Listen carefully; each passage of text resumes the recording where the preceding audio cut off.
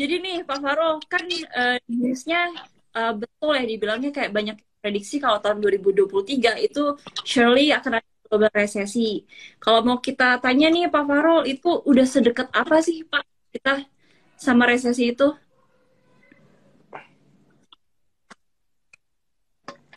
Kalau resesi ini tergantung ini ya, tergantung by definition. Kalau by formal definition belum.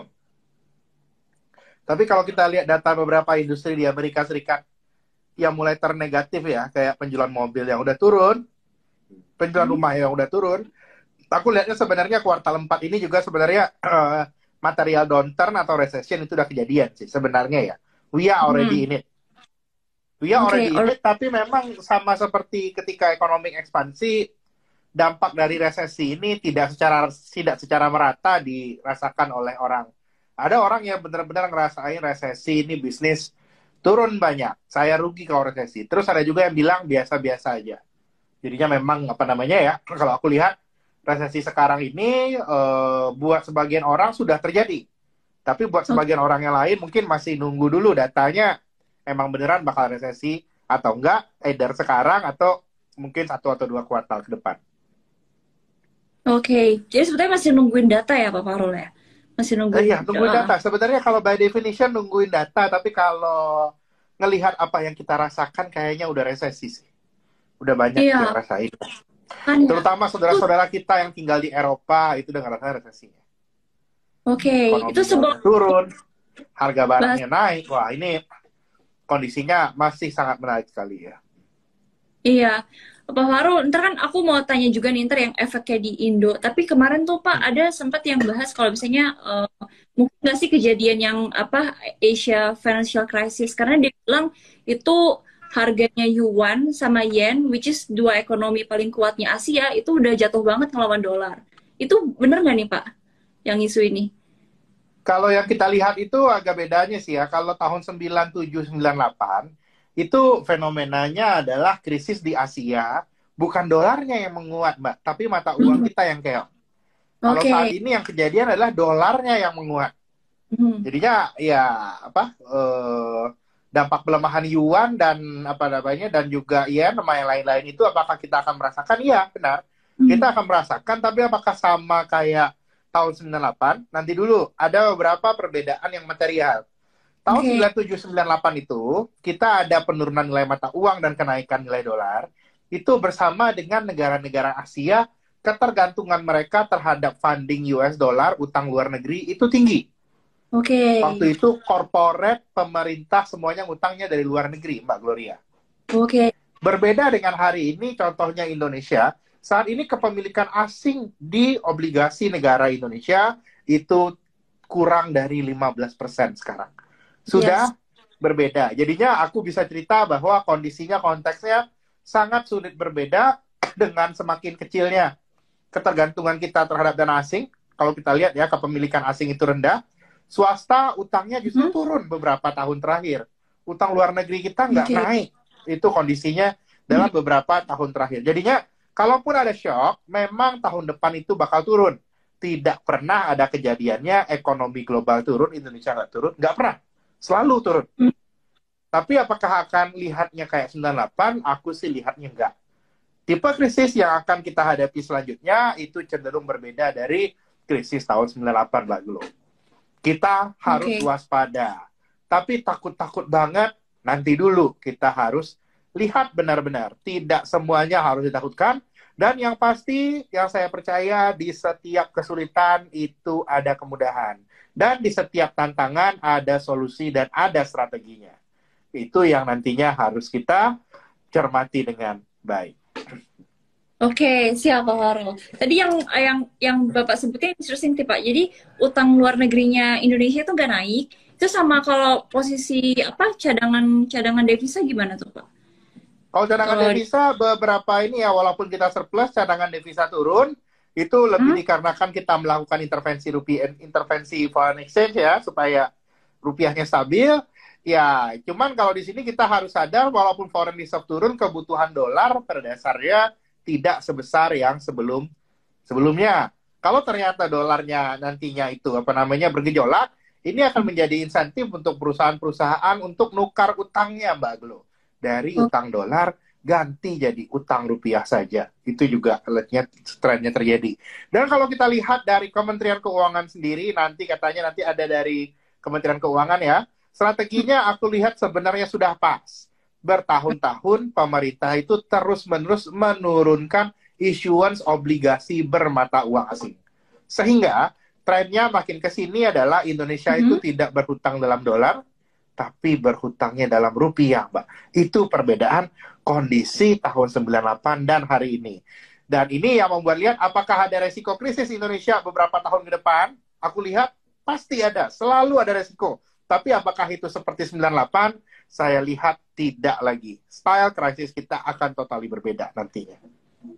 Nice. Ini, karena menghadapi hal yang berbeda ini, mindsetnya juga harus berbeda, Mbak Glo. Ini mungkin yang harus kita cermati ya. Bagaimana caranya kita menghadapi terjadinya resesi. Dan yang interestingly, berbeda dengan resesi-resesi sebelumnya, resesi itu biasanya deflationary, bukan inflasioner. Yang terjadi sekarang itu resesi ekonomi turun, harga-harga naik. Ini nanti yang akan kita bahas apa yang mesti kita lakukan.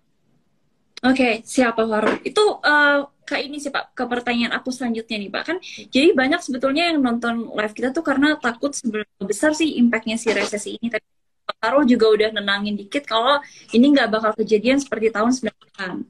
Which is karena posisinya Indonesia udah so much better, government-nya udah... Dan sudah surplus, jangan lupa Indonesia sudah surplus. Sebelum 98 terjadi, Indonesia defisit berat, Mbak Glo. Apa-apa impor. Saat ini impor kita masih rendah, ekspornya ya. Oke, nice Pak. Tapi kalau untuk ini deh Pak, kalau misalnya nih, itu sektor yang akan kenanya, misalnya kepukulnya itu lumayan berat pada saat prediksi resesi tahun depan, itu sektor apa ya Pak Farul? Berbeda dengan kondisi resesi-resesi sebelumnya, di mana resesi biasanya berujung dengan penurunan suku bunga. Saat ini resesinya terjadi dengan kondisi inflasi tinggi, bunga naik.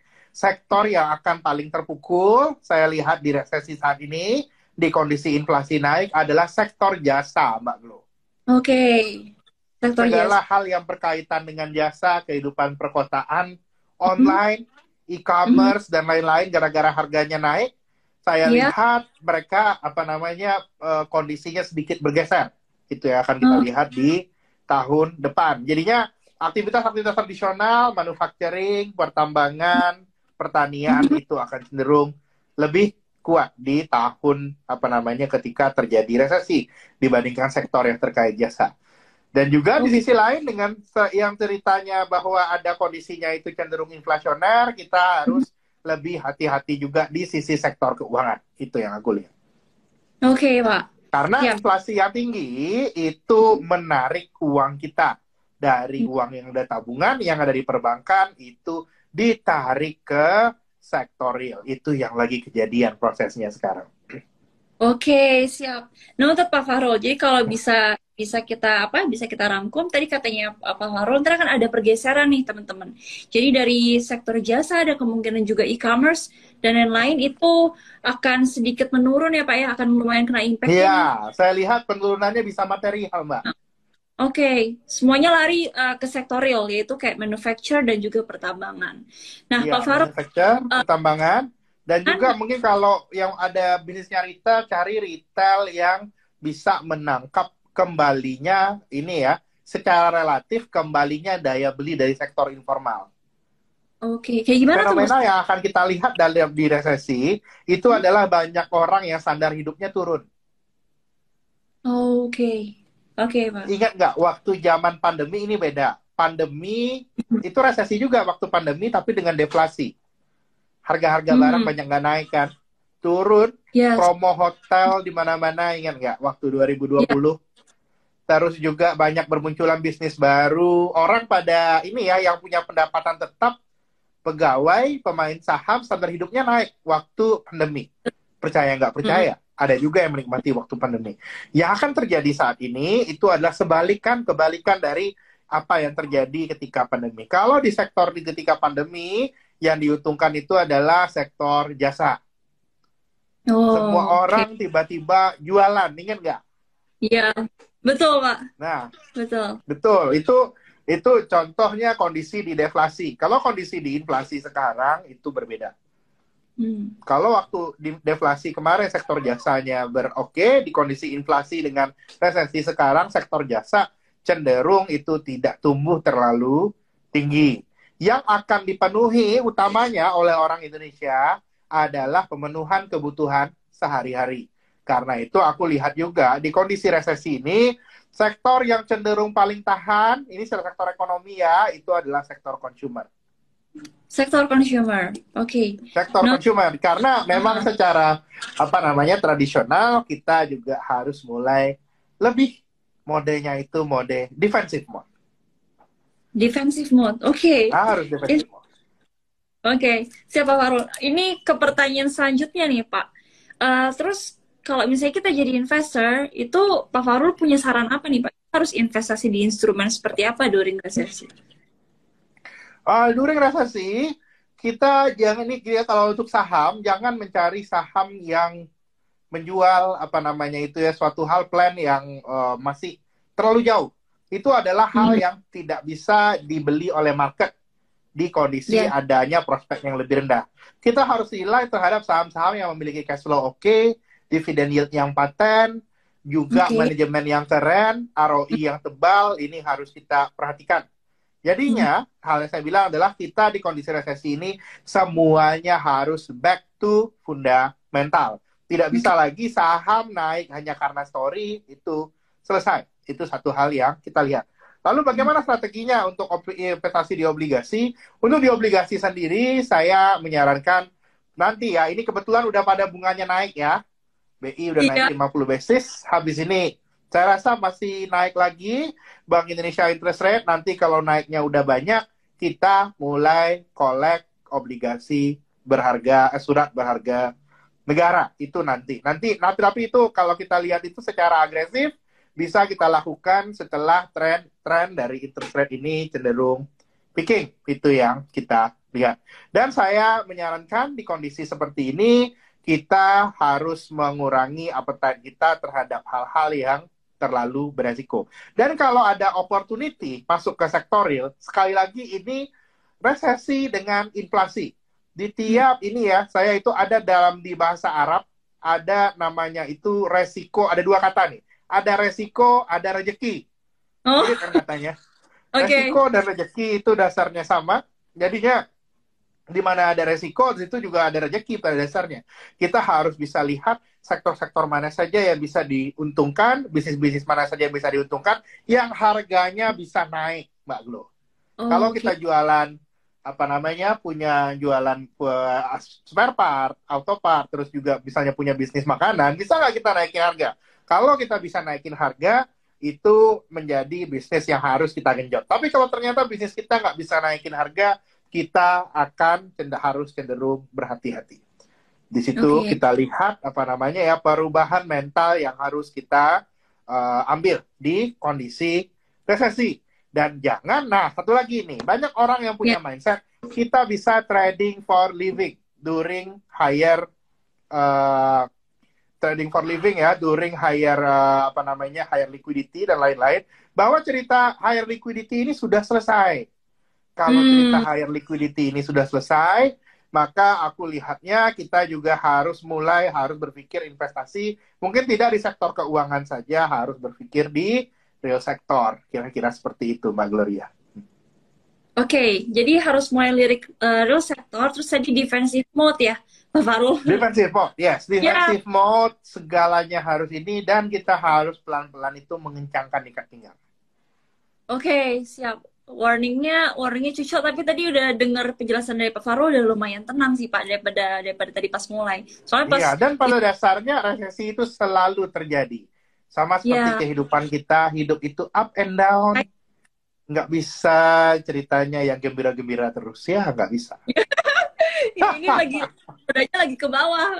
Ini lagi ke bawah sekarang. Kita mau invite nih Pak, satu orang penting dari Kementerian Keuangan, Mbak. Dia yang terbitin surat utang sekarang lagi keluar, Oh, yang Origo bikin surat utang. Oke. Iya, Iya. mau tanya-tanya nih, soalnya apa gimana proyeksinya juga Indonesia apa rencananya juga planning dari Kemenlu seperti apa. Ini aku izin undang ya, Pak Farul, ada Pak Sandi. Ini sebelum kita jawab sebentar, Pak Sandi Van Gan. Ini kalau teman-teman ada yang apa, yang demen banget, hobi banget sama sepak bola, Pak Sandi ini apa Liverpoolian sejati, fansnya Liverpool banget. Halo, malam. Halo, selamat malam Mbak Glo. Itu ada drum di belakang. Udah saling kenal ya. Halo Om Sandi, apa kabarnya Om? Halo. Alhamdulillah baik. Iya. Ini Kak Glo. Yes. Ini aku disapa Kak Glo kayak berasa di kabin Singapura Airlines jadinya nih. Iya. Aduh, jadi Bapak ini ya apa VIP customer ya? Kayaknya. Iya. Ini aku ngundang Pak Sandi ini apa jarang banget kejadian. Jadi sekarang kita mau tadi kan seperti Pak Farul udah bilang kalau misalnya sekarang harus defensive mode kalau menjelang resesi ya. Pasti akan kejadian. Nah, Pak Sandi kan sekarang ini pemerintah lagi running surat berharga negara nih Pak, yang untuk retail kan. Kemarin tuh keluar kuponnya 5,95%, which is ori 22. Ya, ini kalau unstaff aja Pak, apa namanya? Kalau menurut Pak Sandi itu kita beli atau enggak nih Pak? Investor beli atau enggak? Ya. Gini, mungkin kalau sebelum beli apa enggak, tadi kan tapi manggilnya Pak kelihatannya ini banget ya, bapak-bapak banget ya. Ya, tadi Om Farul juga berapa kali menjelaskan tentang gimana sih keadaan ekonomi kita, resesi seperti apa. Nah, memang kita sekarang ini sebaiknya memang tidak menempatkan satu investasi kita di satu tempat saja. Mungkin bisa dibagi dari sektor keuangan bisa, sektor real bisa, dan sektor real yang mana saja. Tadi kan juga si Om Farul sudah menjelaskan kira-kira yang baik yang seperti ini. Nah, ketika kita harus membagi, nah sekarang untuk yang di sektor keuangan apa nih? Nah, dengan keadaan seperti ini, nah kebetulan nih pemerintah kan sekarang mengeluarkan ORI 22 nih Kak Glo nih. Nah, sebelum nanti kita bicara banyak apa sih enaknya, untungnya, apa sih harus beli apa enggak, mungkin kita kenalan dulu nih ya sama ORI 22 seperti apa.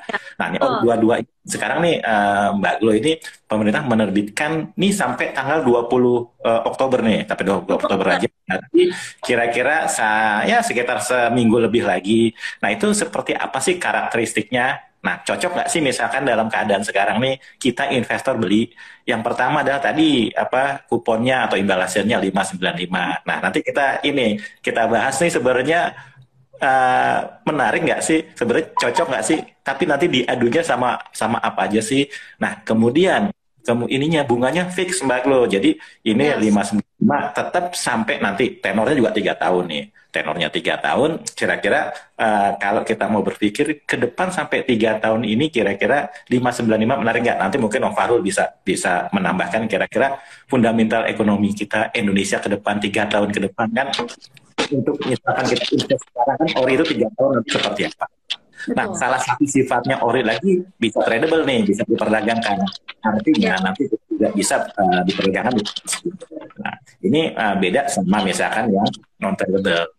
Nah, kemudian juga ORI sekarang apa sih ininya yang lebih menariknya? Yang pasti dengan keadaan seperti ini, pasti yang kita cari ya aman.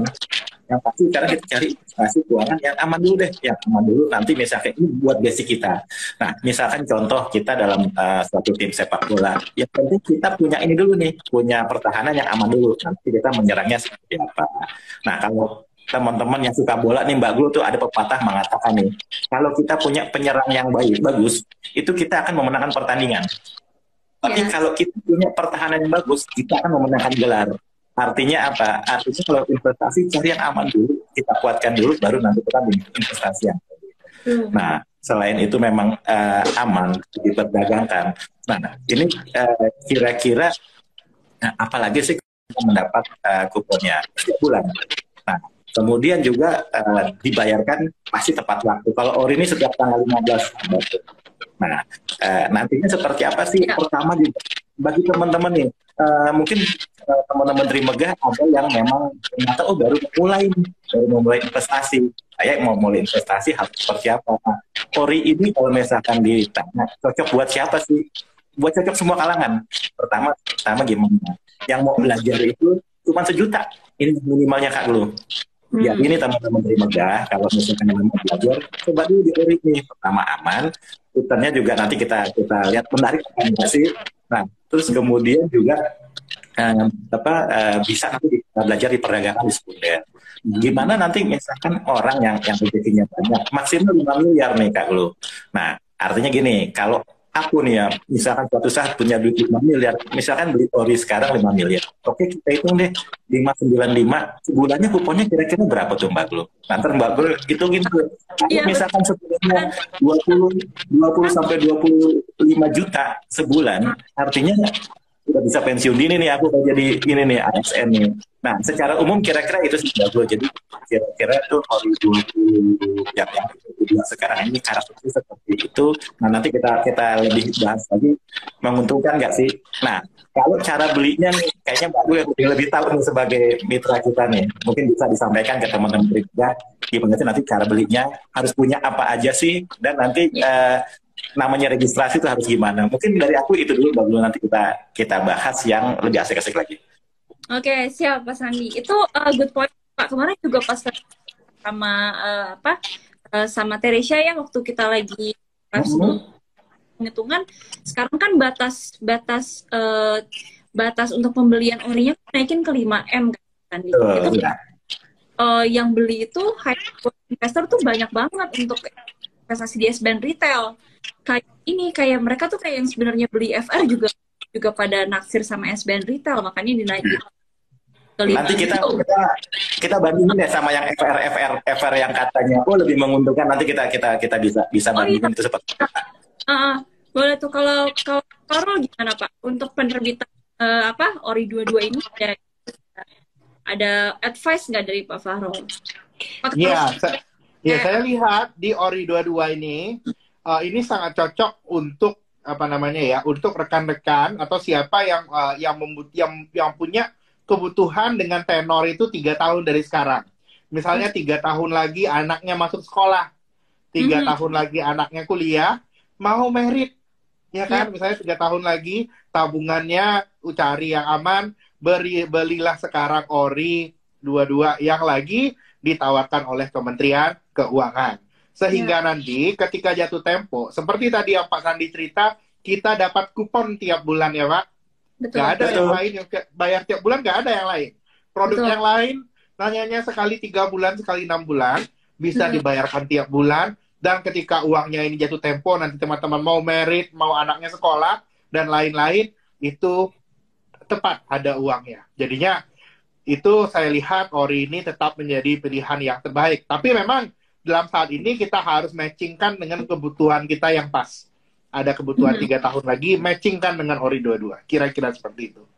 Yes, betul. Setuju teman-teman. Jadi kalau mau tadi kita bahas, itu sebenarnya Ori 22 ini produk oke banget. Dia kuponnya tiap bulan keluar. Dia 5.95 itu fix tiap bulan pasti dapat dikirimin dari pemerintah.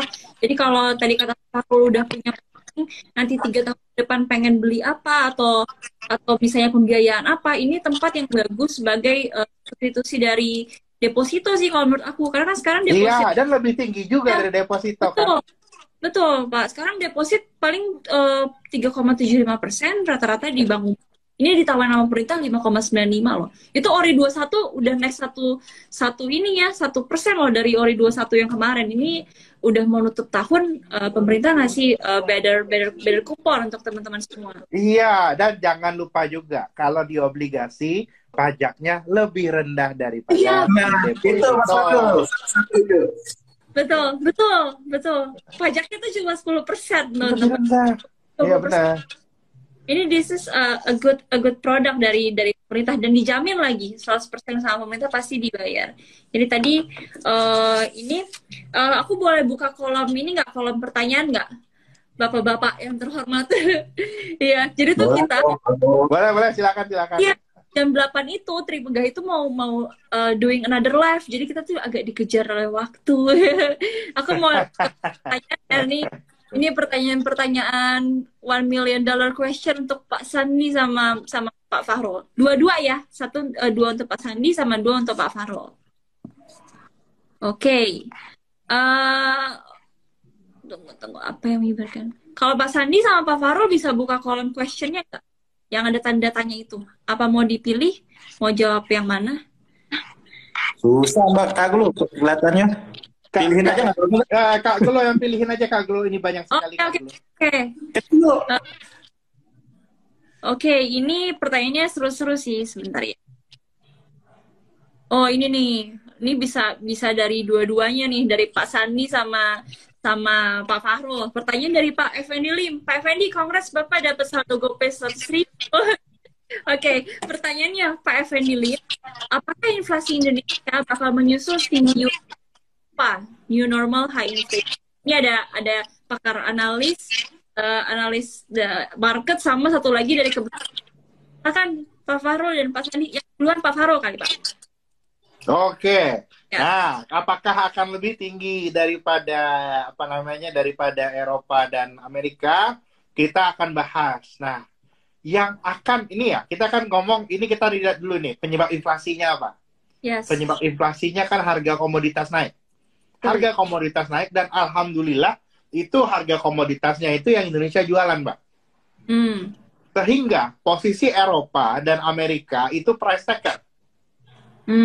Sehingga dampak dari kenaikan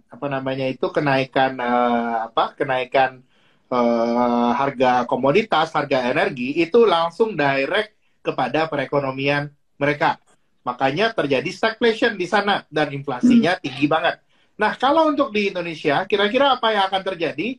Kalau untuk di Indonesia sendiri, sebenarnya kalau Indonesia itu menjadi sumber dari komoditas, seharusnya normalnya inflasi Indonesia juga akan naik. Mau nggak mau kita harus adjust dengan kondisi global.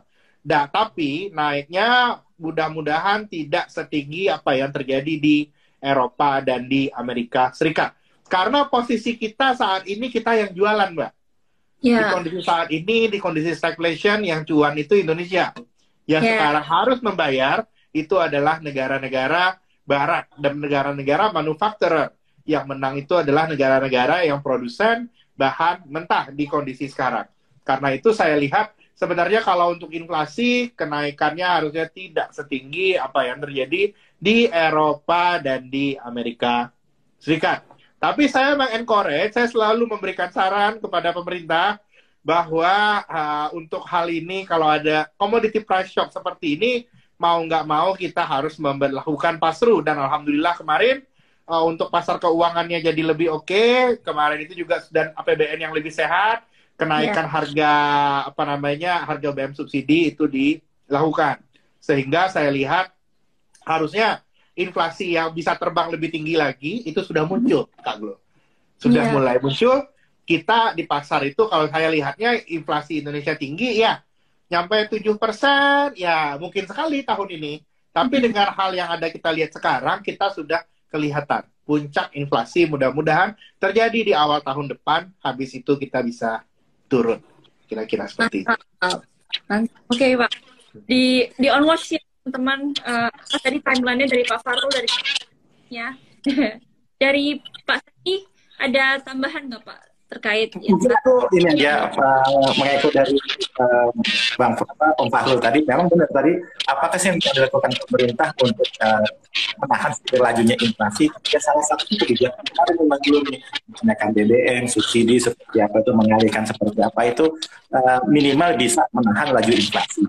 Kemudian juga teman-teman dari Bank Indonesia itu kan sekarang juga menyesuaikan tingkat suku bunganya kan kelihatannya sangat agresif sekali, yang salah satunya betul. Itulah salah satunya yang dilakukan oleh pemerintah dan Bank Indonesia yang kira-kira bisa menahan laju inflasi. Itu sih mungkin tambahan dari aku tadi, versi Om Fahrul udah banyak banget itu. Betul. Sebenarnya dari policy-nya dari pemerintah Indo tuh udah mendukung ekonomi kita banget ya Pak Fahrul ya, Mas Andi. Iya, sudah mendukung kestabilan pasar keuangan. Betul. Bisa kita lihat bahwa stock market saham currency di mana-mana jatuh. Yang masih positif year to date hanya Indonesia. Betul. Kita sampai saat ini masih diapresiasi oleh pasar keuangan. Mudah-mudahan kinerja seperti ini masih bisa dipertahankan. Kira-kira kayak gitu. Betul. Virtual. Nah, karena itu ya saya lihat. Ya, itu penting. Itu mesti kita berikan aplaus. Makasih untuk Bapak Sandi dan tim Pak. Nah, kita dari Betul. Market sangat mengapresiasi tahun ini Pak. Betul. Itu kita apresiasi sekali. Pertanyaan berikutnya ya, Oke. Manakah yang akan dapat saldo GoPay 100.000? Sebentar ya. Nah, bagus. Ada nggak?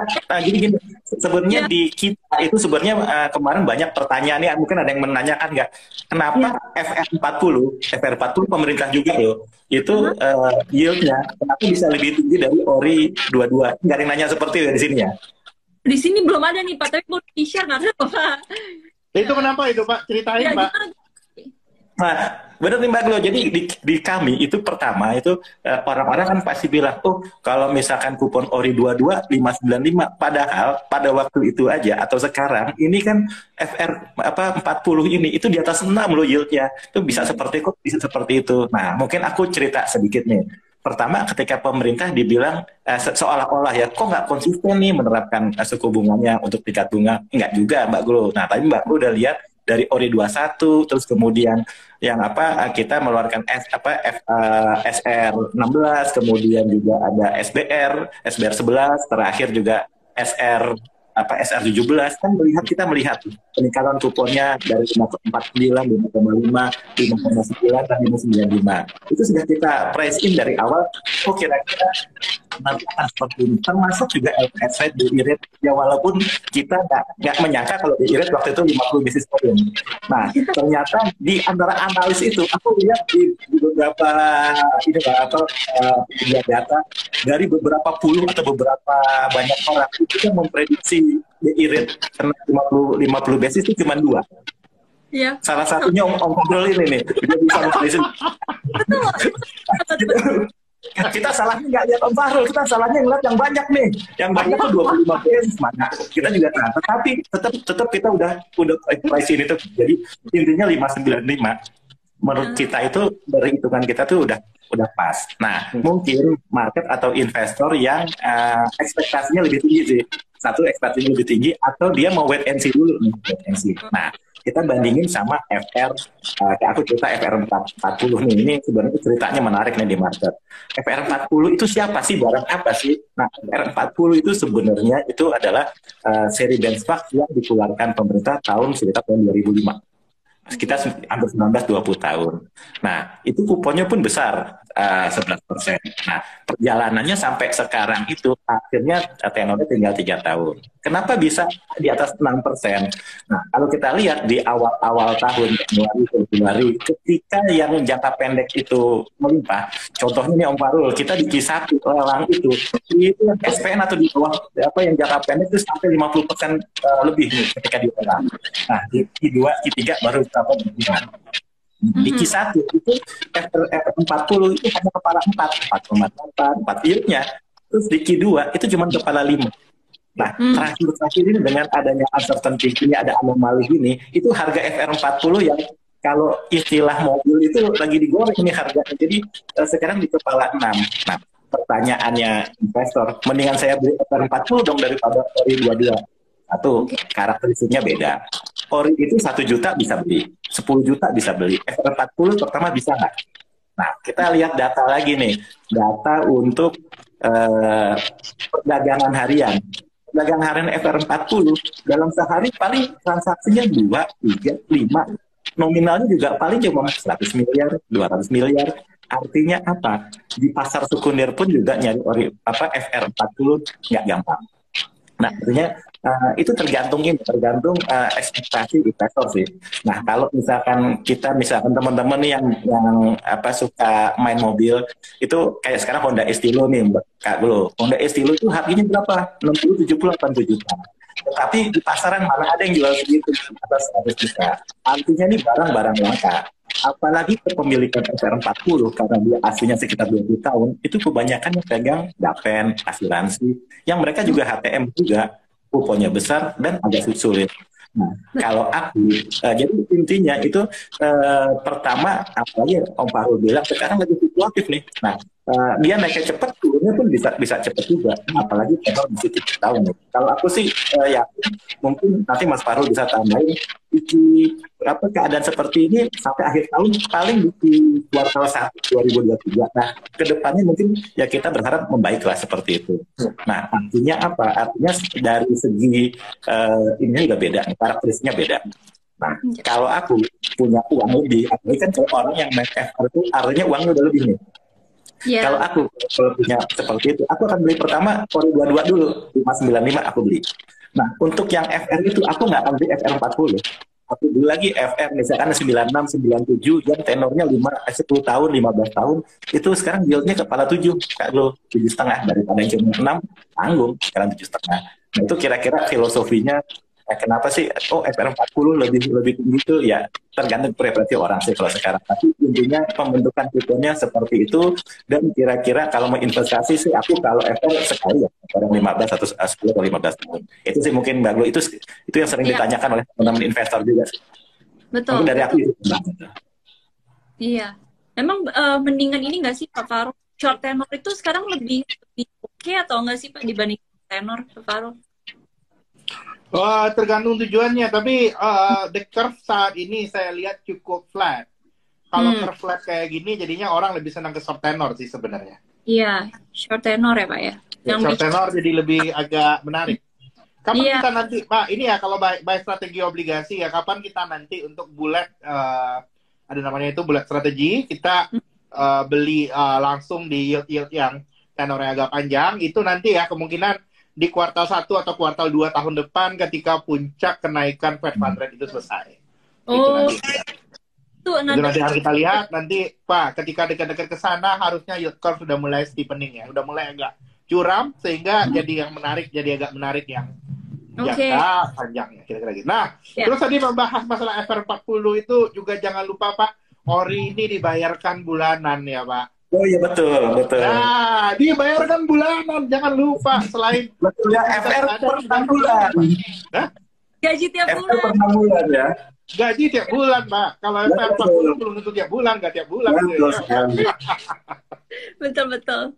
Oke, Bapak-bapak, kita sisa 3 pertanyaan lagi, which is sekitar 15 menit terakhir. Boleh quick aja ya pertanyaannya. Jadi pertanyaan berikutnya, sebentar. Dari Sheikh Shoko, tanya nih Bapak-bapak, apakah penerbitan akan menyebabkan banjir likuiditas pada gimana tuh Pak Sandi? Apa tadi Mbak pertanyaannya? Apakah penerbitan ORI SBL nih Pak itu akan menyebabkan banjir likuiditas pada APBN-nya pemerintah? Nah, ini Mbak Kak, jadi kan sebenarnya APBN kita itu pembiayaan. Jadi APBN ketika ada defisit kan ada pembiayaannya. Nah, pembiayaannya itu fleksibel nih sekarang. Nah, ini nanti Mas Fahrul bisa ini nih nambahin angka-angka defisit nih. Ternyata defisit kita membaik nih, ekonomi kita membaik dari di atas 4, seperti apa sekarang turun. Artinya ketika defisit turun, pembiayaan juga berkurang kan Kak Glo ya. Nah, sekarang tambah ke sini, tambah ke ketiga, ke keempat, ternyata defisit kita menurun. Artinya pembiayaan kita menurun. Nah, apakah dengan pembiayaan menurun itu artinya penerbitan kita berkurang? Iya. Nah, penerbitan kita berkurang, misalkan melihat lelang itu kita biasa dari 25 triliun, target kita turun 20, 19, bahkan yang hari ini pun targetnya hanya 10 triliun. Artinya apa?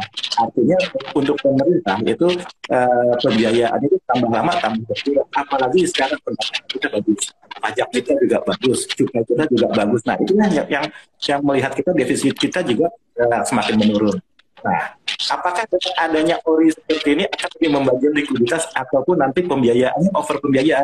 Ini akan dulu. Jadi kita kan fleksibel. Nanti jadi kalau misalkan yang dari itu kita bisa fleksibel dengan lelang kita berkurang.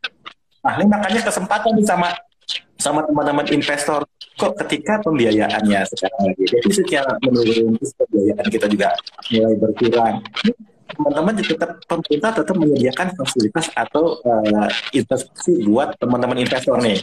Jadi kita tetap menyiapkan Ori 022 itu untuk masyarakat Indonesia. Mau beli berapa? Terserah, nanti kita fleksibel di penerbitan misalkan legalnya. Artinya itu tidak akan kita misalkan over kejualan. Tidak, nanti kita akan fleksibel di penerbitan lelang-lelang kita yang berikutnya. Jadi intinya aman, mau beli berapapun, sebanyak apapun, Ori 22 masih aman. Kira-kira seperti itu. Oke, siap. Jadi tadi teman-teman itu kalau SBN itu udah ditargetin pemerintah di berapa, jadi target Betul. akan kebanyakan nanti untuk interestnya. Makanya kalau beli ori di hari-hari terakhir karena udah keburu.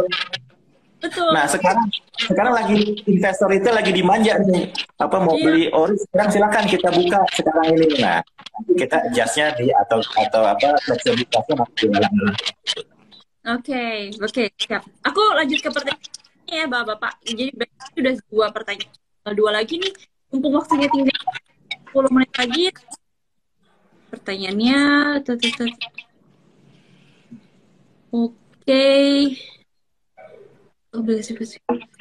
Oke, ini sebetulnya pendapat aja sih, opini aja nih dari Innovative Investing. Mana yang lebih recession proof? Simpan FR, reksadana, atau obligasi yang fixed rate atau floating rate? Quick aja Bapak-bapak. Pertanyaannya recession proof. Yes. Recession proof sebenarnya ya, kalau mau recession proof, kalau aku sih lihatnya kalau mau bener recession proof, kalau ini aku paling prefer itu obligasi ya sebenarnya. Kita prefer obligasi. Terus kalau bisa yang floating itu yang paling sebenarnya lebih enak. Jadi nanti kalau ada BI naik, itu naik bunganya. Itu yang kita lihat. Tapi jangan lupa bahwa kondisinya itu adalah investor itu banyak uang ya. Dan jangan lupa bahwa supply nggak terlalu banyak juga. Dan karena itu aku lihat gara-gara habis kita nanti mungkin udah beli floating rate, yang fixed rate-nya jangan lupa juga dibeli. Karena di posisi sekarang ini BI sudah naikin suku bunga, saya lihat downside risk juga sudah nggak terlalu banyak, kira-kira kayak gitu. Oke, true, betul. Jadi udah half naik gunungnya ya Pak Farhan. Yes, ya. Betul. Kayak tadi dibilang ini juga nanti di pertengahan atau di akhir 2023 itu udah turun lagi. Udah bisa ada tren penurunan suku bunga. Dan jangan lupa obligasi fixed rate ini di kondisi saat ini selalu matchingkan dengan kebutuhan kita yang pas sesuai dengan tenor. Betul. Kira-kira seperti itu. Betul. Ini pertanyaan terakhir berarti untuk Pak Andi. Sebentar ya. Pertanyaan perihal tadi ori. Jadi budget likuiditas sudah Oke. Menarik resesi. Tadi ada yang juga sebenarnya sektor apa yang menarik? Udah kita bahas di awal ya. Iya. Betul. Nah tuh tadi just e-commerce dan yang paling naik itu trade adalah manufacturer dan juga pertambangan. Kalau tadi dari Pak Carlo. Oke, the last question yang akan dari tim Megah Dogope adalah you can see US. Ini kalian info ke teman-teman lain. Ya. Mas Andi, sekalian jualan apa? Kalian jualan nih Pak dari Pro Trader Man. Boleh dijelaskan nggak mekanismenya pembagian kupon dan lain-lain untuk ori 22? Sekalian closing statement nih Pak. Apa tadi pertanyaannya Kak Glo?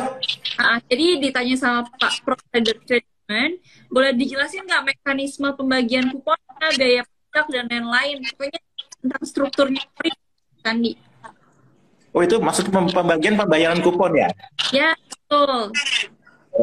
Nah jadi kalau ori itu pembayaran kuponnya, jadi pemerintah setiap bulan itu kan membayarkan lewat Indonesia.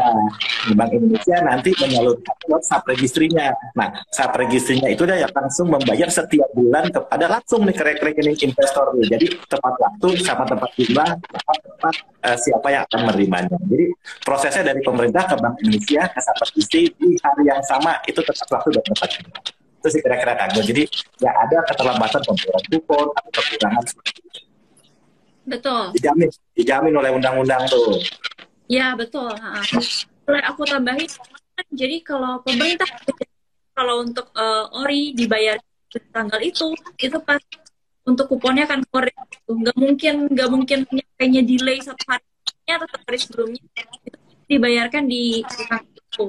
Dan terus juga dijamin sama undang-undang pemerintah, kalau untuk pembayaran kupon SBM itu akan dibayar dan juga pokoknya. Jadi undang-undangnya tuh ini investasi yang sangat zero atau tidak ada resiko sama sekali. Oke, tadi kita udah kumpulin 4 pertanyaan. Kalau apa karena juga udah mau meet nih, udah apa waktu acara juga sudah selesai. Aku sebelumnya mengucapkan terima kasih banyak untuk Pak Fahrul yang udah join malam-malam. Kita diskusi soal resesi yang pasti juga akan sangat berguna untuk kita semua, untuk teman-teman juga. Coach ya tadi katanya defensive mode nih menjelang resesi, dan katanya jangan terlalu bigger risk ya. Jadi kita harus berhati-hati. Tapi juga jangan lupa di instrumen yang safe, yang kebetulan ini sekarang ada ORI 22 ini bisa nolong APBN juga, itu juga penggunaan untuk negara. Dan juga ini jadi gaji tiap kuponnya tiap bulan. Nanti bisa Oke, terima kasih banyak untuk Pak Sandi. Ada ini last words atau mau pesan terakhir untuk teman-teman hari ini? Mungkin dari aku dulu deh, Mbak Glo. Nah, ini kan kalau ORI 22 itu kan kayaknya pilihan berharga untuk masuk masa depan. Nah, masa depan siapa sih? Itu masa depan investor dan masa depan kita semua. Contohnya kenapa? Nah, investor dengan berinvestasi di ORI 22 itu dia pendapatan manfaat dan keuntungan buat dirinya. Bagi kita semua seperti apa? Karena uang yang diinvestasikan itu akan dikembalikan ke kita semua untuk dalam pembangunan negeri ini. Kira-kira seperti itu. Ya. Betul, thank you, sangat mulia banget. Tujuannya itu memang untuk negara. Betul. Ya. Oke Bapak, tamu kita dari Kemenq malam hari ini dari Pak Fahrul. Iya, makasih Pak Glo. Tadi makasih dari Pak Sandi. Nah, kalau saya paling mau hanya ingin menyampaikan bahwa walau badai menghadang, sekarang lagi ada badai ini, ada resesi dan lain-lain, jangan sampai membuat kita patah arah. Jadinya ke depan kita harus harus tetap menjaga optimisme yang terukur. Nah, sekali lagi terukur, jangan sampai terlalu luar biasa. Mungkin 2 tahun terakhir ini sangat sangat optimis sekali, tapi kita harus lihat di depan ada hurdle. Kita harus sesuaikan portofolio. Pindahlah ke sisi yang defensive mode dan mulailah untuk menambah bagian yang resikonya lebih rendah di dalam portofolio kita. Dan kalau memang ada kebutuhan yang pas dengan tenor ORI 22, yaitu 3 tahun, ada baiknya masukkan segera. Karena terutama untuk investor-investor yang ternyata sudah cuan banyak selama pandemi, di era bull market pasar saham, uangnya sudah banyak, ingatlah bahwa minimal masuk ke ORI ini 5 miliar ya, Pak Sandi ya sekarang ya. Betul. Iya. 5M betul Pak. 5M benar. Kalau yang udah cuan banyak masukkan ke sana. Karena jangan lupa juga supply-nya nggak terlalu banyak juga. Kira-kira seperti itu ya. Siap. Thank you Pak Sandi dan Fahrul. Teman-teman kalau mau cek ORI 2 itu bisa ke sbs.id. Minimum pembeliannya di Rp1 tiap bulan dan juga dari pemerintahnya 5,95%. Lagi bisa dapat kupon yang bisa jadi lebih tinggi daripada deposito dan juga itu aja untuk malam hari. Terima kasih khususnya untuk semua teman-teman yang udah hadir dan juga waktunya malam hari ini. Kita sampai ketemu di acara berikutnya. Oh iya, jangan lupa nanti nonton yang jam 8 malam ya, ada Market Talk.